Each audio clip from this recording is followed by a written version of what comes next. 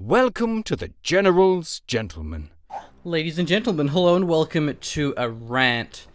This rant is going to be about the PTRS penals, more specifically defending the implementation that we have of PTRS and responding to some of the criticism of them.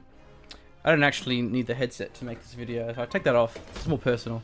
So with the PTRS, there's been a bit of a mixed response on the forums, and some people absolutely love the change, some people don't like the change so much. They think it has a lot of bad consequences. So I'm going to be giving my thoughts about some of the criticisms about that and explain why I think PTRS penals are a fantastic idea to try and address the issue of penals and the larger issue of tier 1.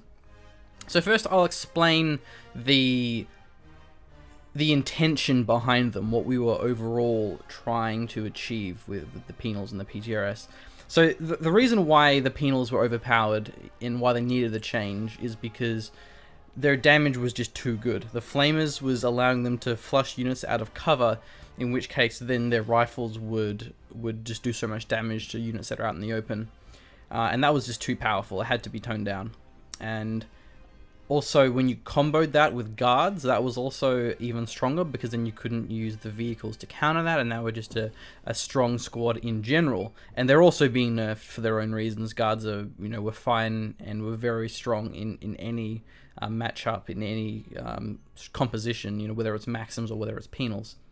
So the problem that we ran into with penals is when we first removed the flamer, and that was pretty much it, is that penals, they need to be overpowered in order for tier 1 to be viable. And that's kind of the issue, is when you have a tier that is so flimsy, given that it actually lacks access to any anti-tank, as well as the support weapons such as the Maxim and the mortar. So what I mean by that is that if the penal isn't overpowered on an individual basis, then it's not worth the risk and the investment in the tier 1 when tier 2 or just a conscript heavy playstyle gives you a lot more usability in terms of it's not having as many vulnerabilities that can be exploited by your opponent.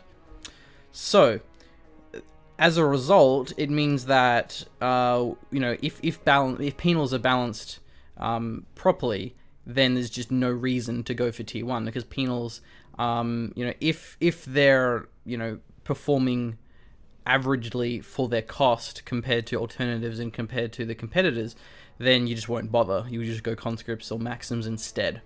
So that was kind of the problem we wanted to be in, that we were in. But the problem with that is then, we can't just make penals overpowered to compensate for tier 1 being flimsy, because then the issue with that is then you can still have incredibly strong synergies. If you combo the penals with things like anti-tank partisans in particular, or even just guards still, then you'll have too strong of a playstyle, or especially in team games, where the weaknesses of tier 1 doesn't really matter, because you have your teammates who cover you by having their own anti-tank mixed in earlier on. So what we wanted to do, we wanted to make tier 1 less risk reward. We wanted to make it less cheesy. We wanted to make it just more consistent and more viable without having to resort to extreme measures like having penals that are just really overpowered.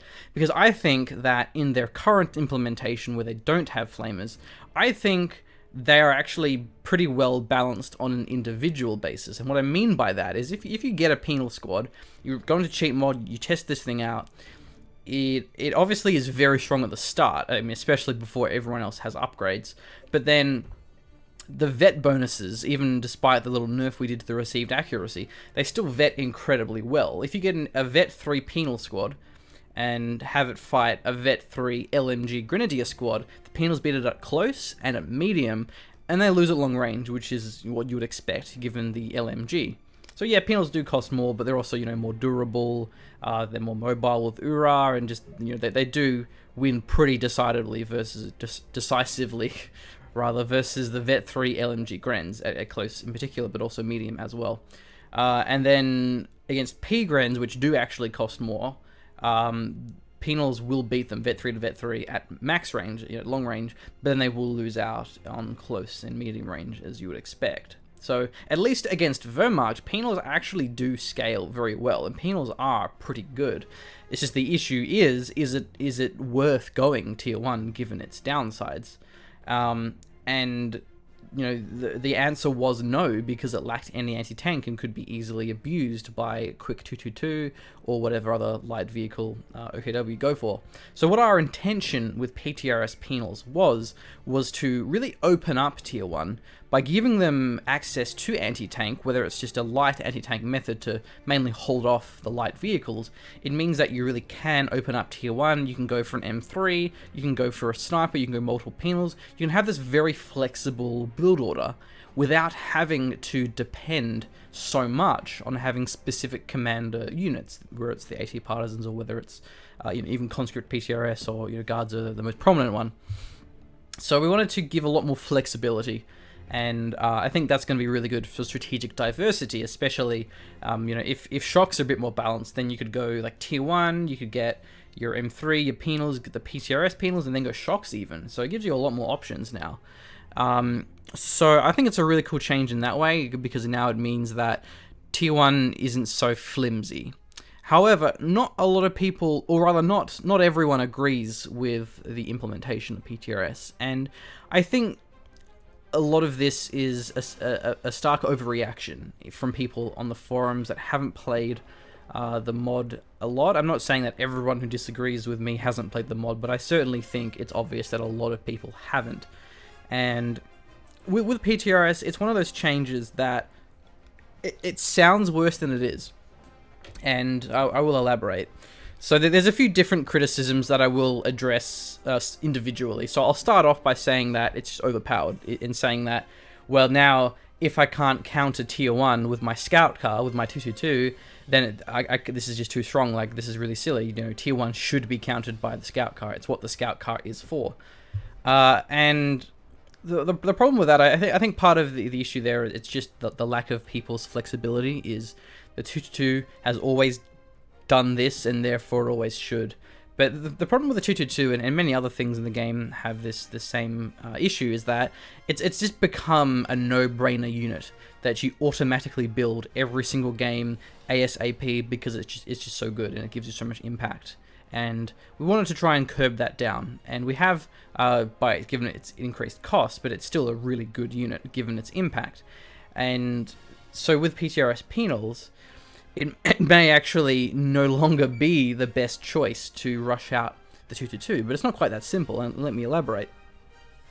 So, the thing is with the PTRS Penals, at least in 1.2 for the Relic Preview, the most recent version, is the PTRS Penals versus infantry, their damage is just atrociously bad. The PTRS weapon was cloned from the Guard, so it has the same damage against vehicles as the Guard PTRS, which actually is more than the Conscript PTRS. But then we drastically lowered the infantry damage. So we didn't want PTRS being strong versus infantry like they are on Guards, but it's fine on Guards because they're a expensive commander-specific squad. Whereas with Penals, we didn't want to make it so you'd be able to just blob like 4 or 5 squads all with Penals and just basically kill everything. And that's how it would be if they didn't have that infantry damage reduction. So with Penals, with the PTRS, it is actually a big reduction versus infantry. So you can't just automatically upgrade all of your Penals with PTRS, because then you would definitely suffer versus the infantry, especially as the game draws out, because then the PTRS are less effective versus medium tanks, obviously, compared to the light vehicles. So it really is a decision that you have to make, rather than most upgrades in Code 2 being effectively just no-brainers, where there isn't downsides to upgrading, say, STGs on your Volks or bars on your Rifleman. There's no lose to it. There's no loss apart from the cost. And so, but with PTRS they are, like, you actually have to think, because if you do overcommit to PTRS, then you just get run over by Grenadiers and Panzer Grenadiers, especially as they vet up and outscale the Penals, since they only have effectively 4 rifles. So if you build a 222 and your opponent pulls out 2 or 3 squads worth of PTRS, well, sure, your 222 is going to have not much impact. I mean, that's even arguable, because you can still kind of flank around, look for lone capping squads, you can still get good vision and so forth. But even more than that, it's just your opponent is not only spending the munitions, which is of course, less mines and flames and whatnot, but it of course is going to be directly impacting their anti-infantry damage. So the approach that I go when I'm playing Wehrmacht versus the new PTRS Penals is, if my opponent doesn't have preemptive PTRS, then I pull out the scout card, the 222. I go around, do some damage, put the pressure on, and I make him invest in PTRS. If it's only one, then that's fine. But if it's 2 squads of PTRS, then I think that's actually a good thing for me in the long run. And then he's going to have, again, less infantry damage, as I said, but of course I can still use the scout car as more recon, or just more to find the flanks on lone squads. But then if my opponent isn't preemptively building, or rather, no, he has PTRS preemptively, what I actually do instead is I go for quick P-Grens, and I go for a quick 250 reinforcement half-track, because then I'm going to have very good infantry presence with my reinforcements. I got the P-Grens, which are very strong now, and I just have this strong concentration of infantry, which if my opponent has over-invested in PTRS, is going to struggle to deal with. And then especially if I get a really good map control, which is often what will happen if your opponent goes a sniper as well, it gives you good trading, the sniper, but it doesn't give you good map control. So often you can get a good fuel lead, and then I can just go for a super fast Ostwind, and the Ostwind against PTRS Penals is absolute carnage. So that's a really good way to deal with that. And now there's actually a lot more decisions that you have to really think about. You don't just automatically go, okay, Gren or MG, Gren, tech up, 222, pack, blah, blah, blah. You really have to think a bit more reactively, which is what Company of Heroes should be about, and I think is what Company of Heroes 1 was more about relative to Company of Heroes 2. So that's the thing with PTRS, is they really are a decision, and they really are a weakness if they're not done right. It's more about being able to go the sniper or go the M3 and use that, as well as, possibly go for some commanders. Now you can go for, like, the Dushka's a pretty strong synergy. You can go for, whatever other call-ins you have. So it's more about opening up the flexibility of Tier 1.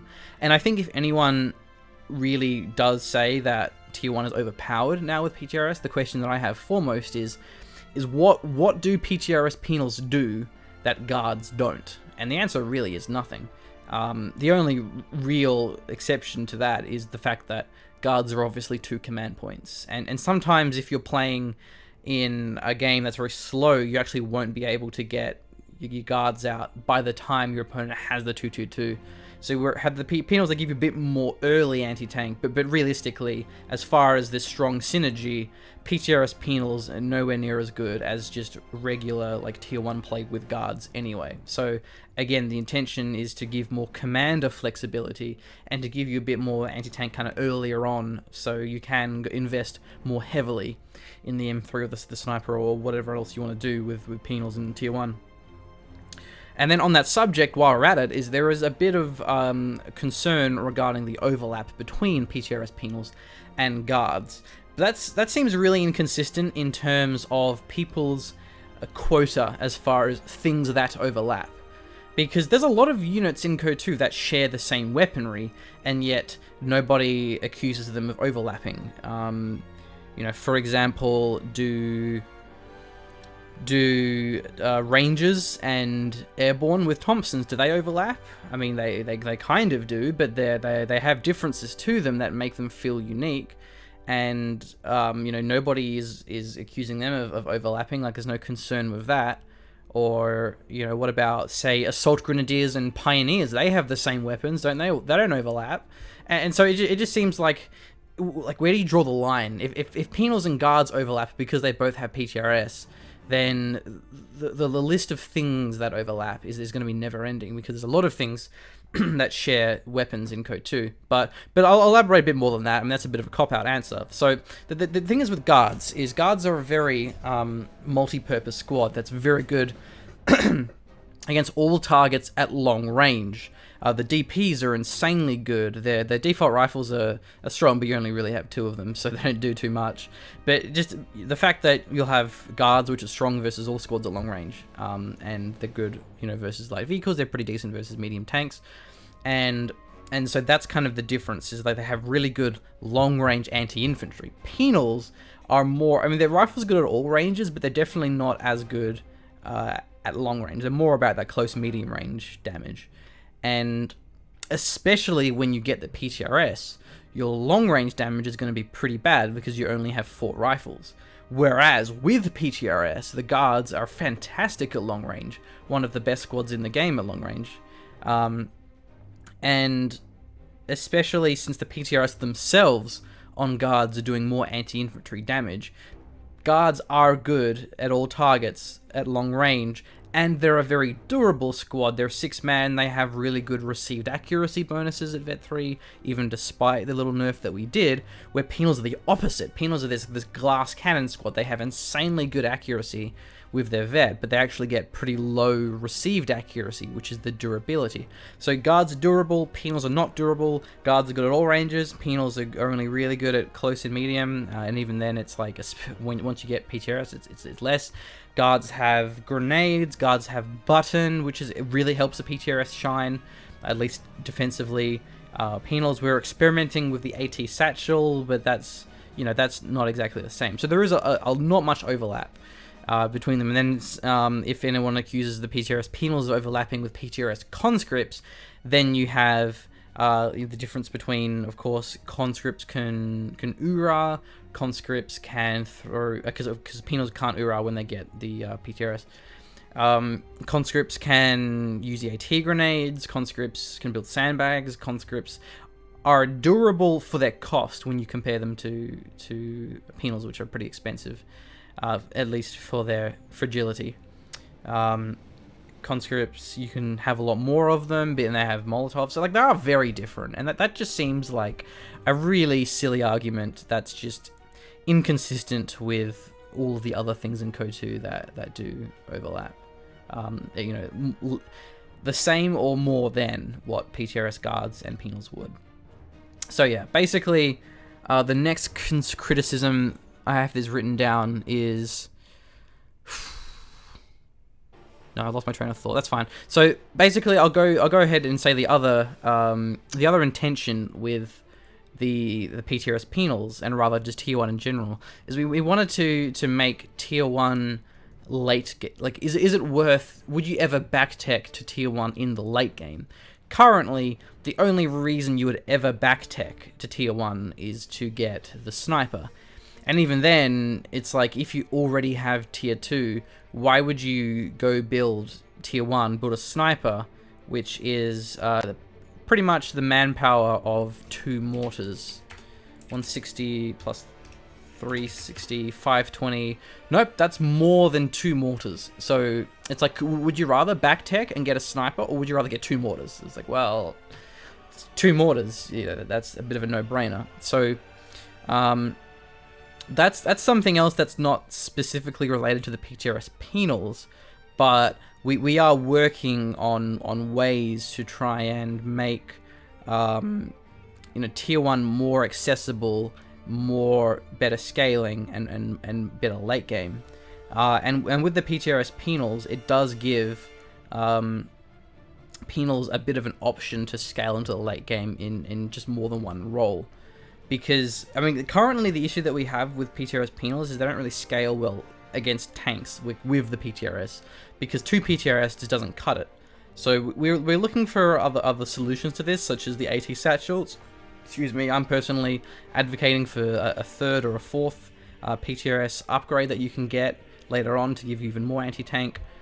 So that's what we are looking to do, to try and give them a bit more use in the late game. On the subject of the M3, like, we're thinking about giving it like a healing upgrade, like dropping medical crates, try and give it a bit more late game scaling. So let me look at my notes again just to make sure. Yeah, is it worth the risk? That's ultimately the question when it comes to the Tier 1, is it worth the risk? And that's really the question. before, of course it was worth the risk, because just how overpowered the flamers with penals were. And it's not really a risk because you want guards anyway, because of how insanely good guards are. You're always going to have guards, so lacking anti-tank isn't really worth it. Where now that guards aren't as strong, they're a bit more of a decision. You don't necessarily always want guards. And since the penal flamers aren't so strong, are they worth the risk? And that's really the ultimate question here, because again, even if penals are balanced on an individual basis, is it worth going for it? And a lot of people are actually arguing that tier 1 without anti-tank is good. Like, that's a good design, because then it is this risk-reward, where you get a really strong early game, but you have to have a high impact with it to compensate and to make it worth it. But that's really not the case anymore, and I think that's just such a stupid argument, and I'll explain. Because the thing is with tier 1 is it really isn't actually that good early game, and penals are good early game. Again, on an individual basis, penals have a high impact, but the problem with that is does it give you a stronger early game impact than just regular conscript playstyle? And I would argue it doesn't, and the reason being is that when you go tier 1, you have to build the barracks, 160 manpower, before you do anything.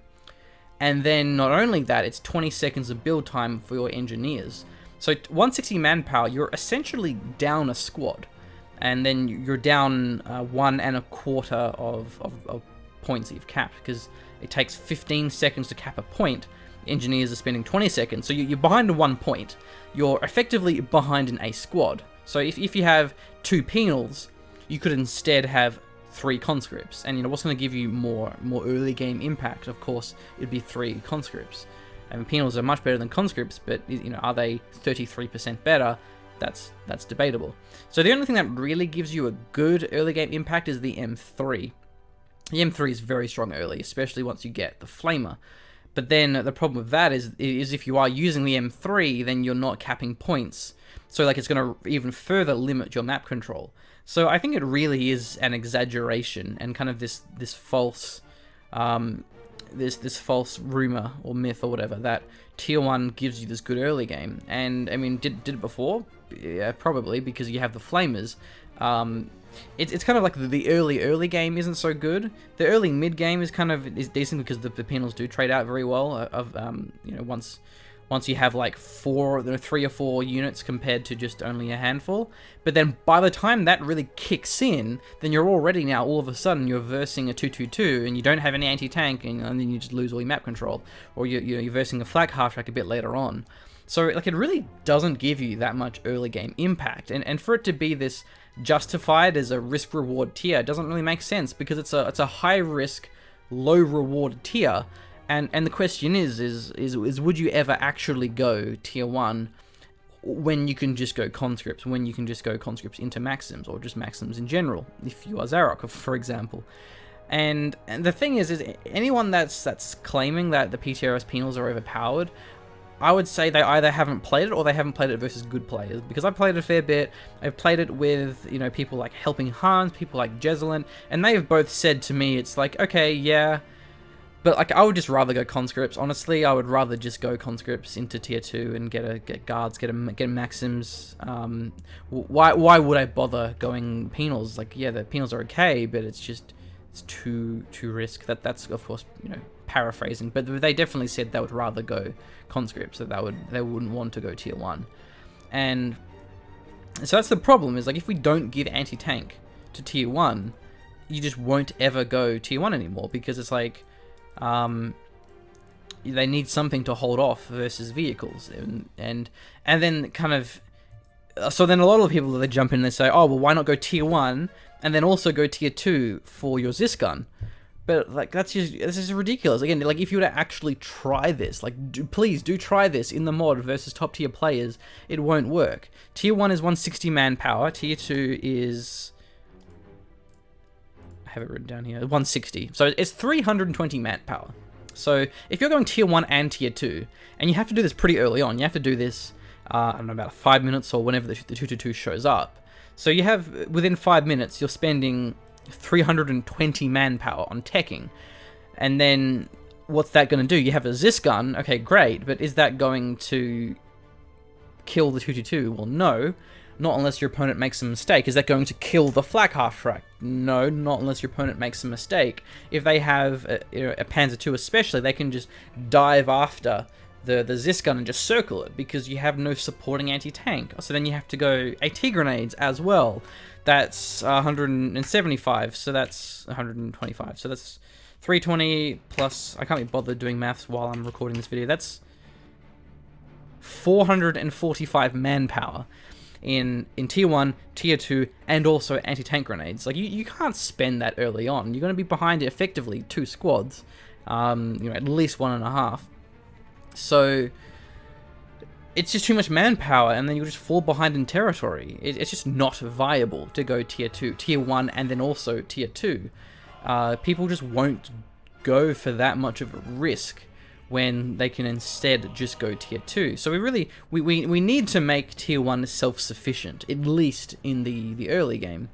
And if you go like Tier 1 with AT grenades, conscripts, then you're going so many conscripts that you're not really getting any benefit out of Tier 1 unless you're going for the sniper. And AT grenades on their own don't even work versus vehicles on an open map. Like, sure, on something like Colony, you're probably going to be able to deal with a scout car or the flak half-track. But on a map like Lungras or Crossroads, you can't deal with a 222 or with, a flak half-track or a Panzer II on a map that open, or Ango on the left side, for example. So I think like those claims are just unrealistic, and honestly, like, send me replays like that. Like, the onus is on you to prove it to me. Is send me a replay, play the mod, do some YouTube content. Is it viable? Because like, I have plenty of replays and casts of pros not going Tier 1, Tier 2, instead going for conscripts in Tier 2 in this mod, at least. And why are they doing that? Because it's just too much manpower. You can't go Tier 1, Tier 2, especially when Axes generally have better late game. Like, you have to have the strong early game. And so you will do that in a way which isn't so risky and so dangerous. And so if we leave Tier 1 as this huge high risk, low reward, or even if we make it high risk, high reward like it was before, where I'd say before it was a high risk, low reward because of how good guards are. But if we give Penals back flamers, or give them something else which then buffs their anti-infantry damage, then not only is that going to make it strong with commanders, it's also going to make team games really broken, because again, in 2v2s, it doesn't matter if you don't have anti-tank. If you're playing with an American who can get like a super fast Stuart, or if you're playing, with like bazookas or whatever, you have your opponent to support that. So we have to balance Tier 1 self-sufficiently. We can't have it depend on other factors, and having a high risk, high reward, or in this case with PTRS, without flamers, high risk, low reward, then it's just bad gameplay. And how is that interesting? How is that fun? Is when you shoehorn these predefined specific play styles. It's like, okay, so Tier 2 is your good tier. Like, Tier 2 is what you go if you want to have a normal game, and then Tier 1 is this high risk reward, really cheesy tier that maybe you'll see like once in every 20 or 30 games, but for the most part people just won't bother. Like, that's just bad gameplay. We want to be increasing strategic diversity. We want to be increasing the amount of viable play styles and unit compositions and synergies that players can utilize, and that's for any factions. And some other factions have that issue, such as OKW Mech Truck is a little bit in that high risk, low reward category.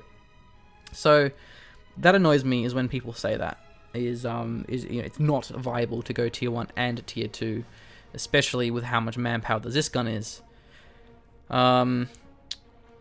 Okay, what else do I have? So I think the other thing that I haven't really addressed is some people are saying that rather than giving PTRS penals, giving PTRS 2 penals, we should put the light AT on Tier 1, the M42. And that idea, I don't have a problem with that idea. I think that's a pretty sensible suggestion. Again, it fixes the issue of making Tier 1 self-sufficient. It doesn't make it rely on Tier 2. I mean, the problem with that, I mean, obviously to start off with, is it within scope of our patch? Probably not. I don't know if Relic would approve of that.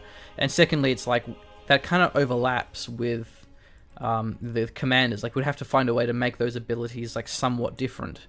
And then the other issue with that is, then what do we do with penals? Because penals, they're going to be pretty boring if they don't have any upgrades, and giving them anti-infantry upgrades then makes them overpowered.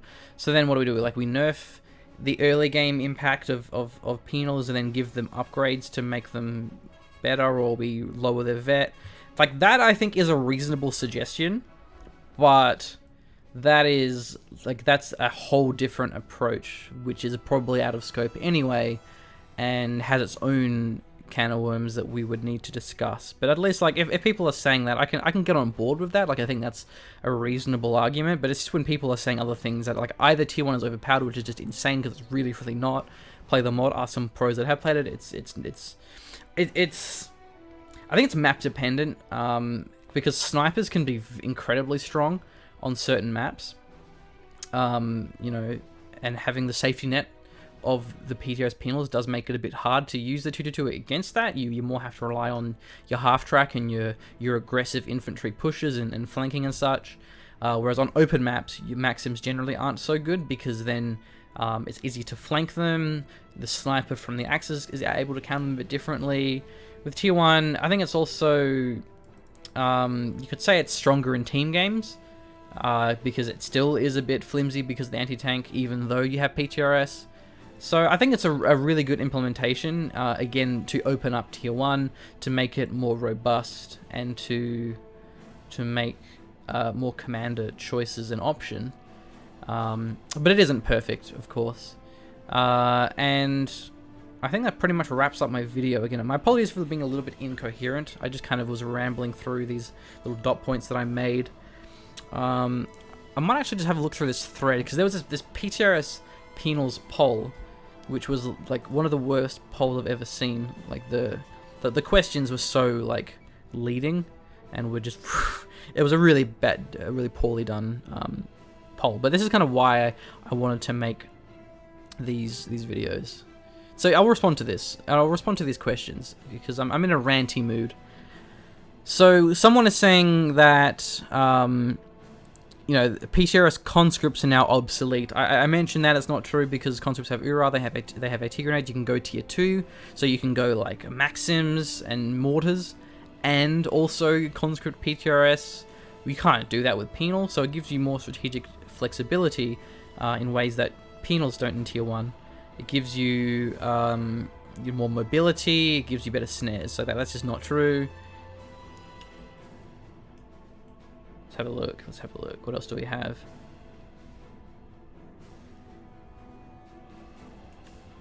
I probably should have written these down beforehand, for example.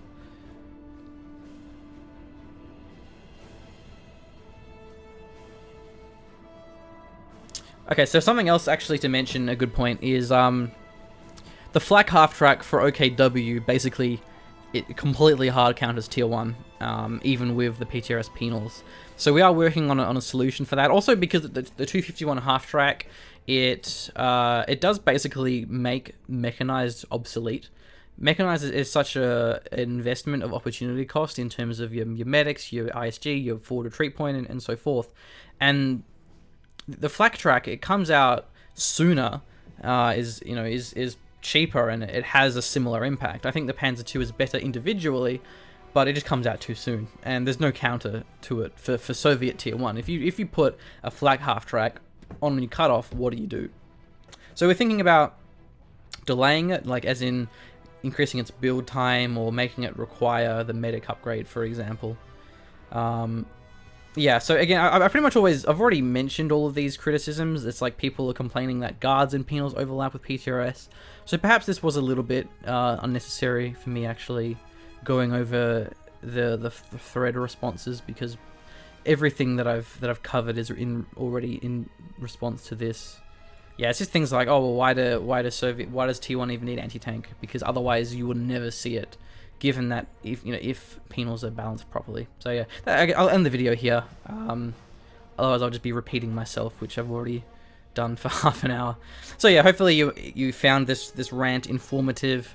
I just wanted to really, communicate why PTRS penals I think are a great idea, and why I think the people criticizing them are not quite not valid in their criticisms. And I think I would really encourage them to play the mod, which I would assume a lot of them haven't. I would encourage them to post the replays. I would encourage them to play versus myself or versus other pros, and see how it goes, and it's just really is, it's oversimplifying things to say that there's overlap, or it's just being, completely unreasonable to say, oh, just go tier 1, tier 2, or just have that high risk reward, because in the reality of when you look at high tier games,